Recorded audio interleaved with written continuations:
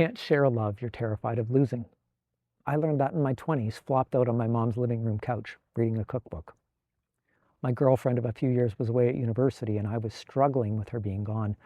Our romance started out a whirlwind like so many romances do, drinking wine by the river, dancing in the kitchen, talking until the sun came up.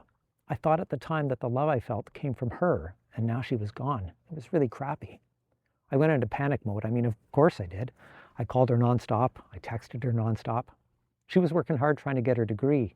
My longing and insecurity took up so much space in her world that there was no space left for love. Eventually, my neediness pushed her away completely. She told me she loved me, but she needed to break up with me. I dropped the cookbook. The words were a giant vacuum that sucked all the air out of the room. I literally couldn't breathe. That gaping, empty hole in the chest. What was wrong with me? Why was she rejecting me? It was just another thing in my life to reinforce that deep down I wasn't lovable, that I would never have love. The irony here is that when I'd been the one doing the breaking up, it still made me feel the same, that love was unattainable.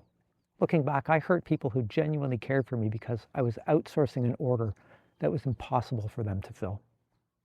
Our society teaches us that love is something that comes from outside of ourselves, that the perfect love may never come along, that any love that we get, we need to cling to tightly with both hands so it never disappears.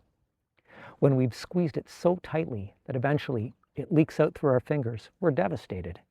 We feel empty and separate, and we use everything we can to try and fill that void. For me, that was alcohol and food. The courage I'm talking about this week isn't the kind that keeps the bear from eating you. It's the kind that lets you sit still with the panic inside your own chest. The panic doesn't stop until you stop making someone else responsible for it.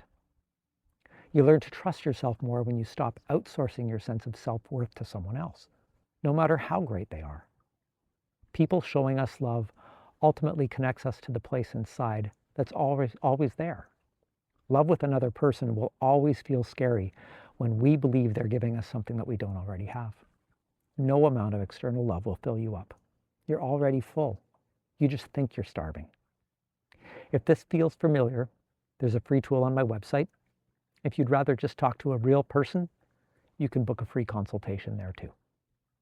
Next week, why I drove 4 hours for a meeting that ended with smiles and a handshake, how it turned into a remake of Casper the Friendly Ghost, and what that taught me about saying no.